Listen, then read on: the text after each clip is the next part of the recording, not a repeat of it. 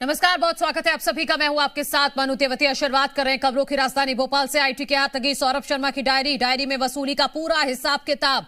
Diary में RTO check post पर वसूली का जिक्र, तबादलों के रेट फिक्स करता था सौरभ शर्मा।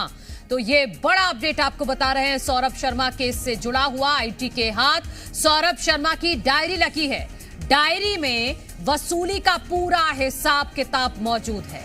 डायरी में आरटीओ चेक पोस्ट पर वसूली का भी जिक्र किया गया है। इसके साथ साथ बड़ी बात यह है कि तबादलों का रेट भी फिक्स किया करता था सौरभ शर्मा। इस बात का जिक्र भी डायरी में किया गया है।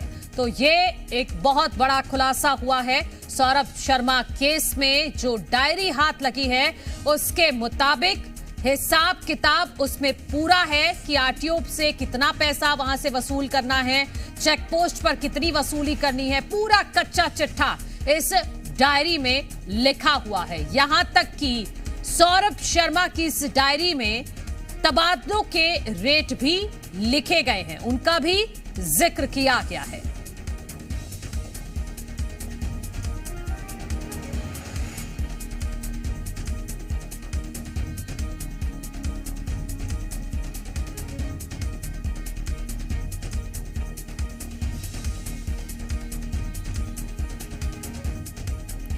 सौरभ की डायरी से यह चौंकाने वाला खुलासा हुआ है। तबादलों की रेट फिक्स किया करता था सौरभ शर्मा। इसके साथ साथ इस डायरी में यह भी जिक्र किया गया है कि आरटीओ चेक पोस्ट पर कितनी वसूली करनी है और कितनी ये वसूली कर चुका था। सबका कच्चा चिट्ठा इस डायरी में लिखा गया है, जो अब आईटी के हाथ लग चुकी है।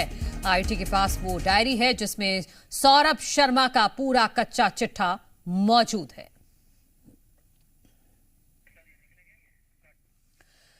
सौरभ शर्मा को लेकर एक और बड़ा खुलासा हुआ है। सौरभ की डायरी से चौंकाने वाला खुलासा हुआ है। कोरोना काल से नकदी से सोना खरीदने का चस्का लगा।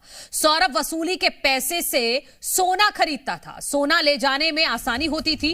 पर्ची और डायरी में जिक्र के बाद रडार पर हैं कई ज्वेलर्स जहां से सौरभ शर्मा सोना खरीदता था। नोटों की गड्डियां खराब होने का सौरभ को डर रहता था, इसीलिए उसके पास जो भी पैसा होता था, जो भी वसूली का पैसा आता था, उस पैसे से वो तुरंत सोना खरीद लेता था।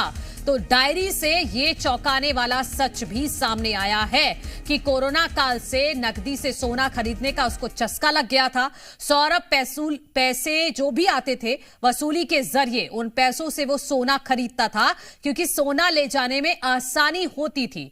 पर्ची और डायरी में जिक्र के बाद रडार पर कई ज्वेलर्स को रखा गया है टीम की तरफ से।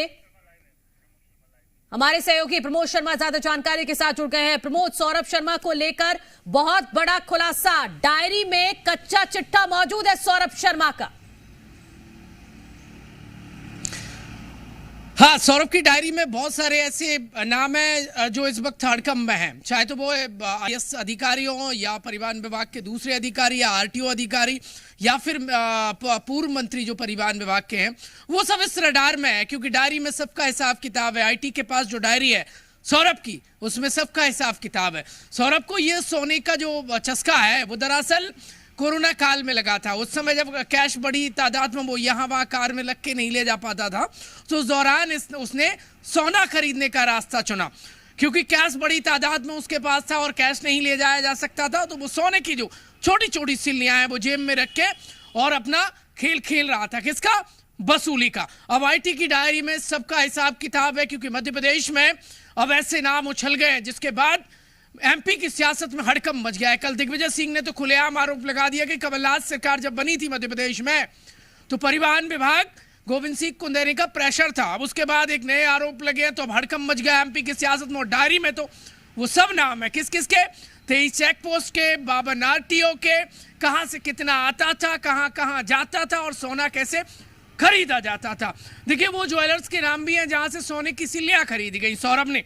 जहां से चांदी की सिल्लियां चेतन के घर पर मिली थी वो खरीदी गई और कई बोगस कंपनियों के कागज भी हैं।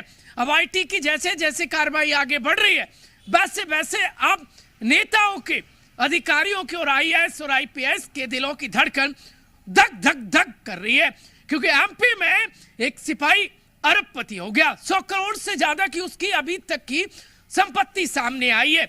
उसने सरकारी जमीन जो एनजीओ को दी गई थी साल 2004 में, उसने अपनी स्कूल की फ्रेंचाइजी के लिए अलॉट करा ली। सिक्का दौड़ रहा था। हैरत की बात तो यह है कि सौरभ के घर वाले भी फर्जी निकले। सौरभ की अनुकंपा नियुक्ति के लिए सौरभ की मां ने भी एफिडेविट लिखकर दिया, बाकायदा कहा कि उनके घर में उसके पति की मौत के बाद कोई भी शासकीय सेवा में नहीं है, जबकि छत्तीसगढ़ में उनका बड़ा बेटा ऑलरेडी सरकारी नौकरी कर रहा है। तो आप समझ सकते हैं दूसरा एफिडेविट किसने दिया? सौरभ ने दिया। सौरभ ने कहा कि वो जो जानकारी दे रहा है वो पूरी तरीके से सही है। तो दो एफिडेविट गलत निकले। तीसरा एक कागज सामने आया है जो ग्वालियर स्वास्थ्य विभाग का है, जिसमें अनुकंपा नियुक्ति के लिए सौरभ ने आवेदन दिया, लेकिन वहां से ग्वालियर हेल्थ विभाग की तरफ से अब ये सौरभ शर्मा की जो डायरी आईटी के हाथ लगी है, इसके बाद जांच का दायरा कैसे बढ़ेगा, ये शॉर्ट में समझा दीजिएगा। देखिए, जांच में डायरी में जिसके नाम है उनसे पूछताछ होगी। सौरभ कहां है? सौरभ को लुकआउट नोटिस जारी होगा। इसके बाद रेड कॉर्नर होगा। दुबई हो या दिल्ली हो या चाहे मुंबई हो, कहीं भी हो, जांच एजेंसियां छोड़ेंगी नहीं।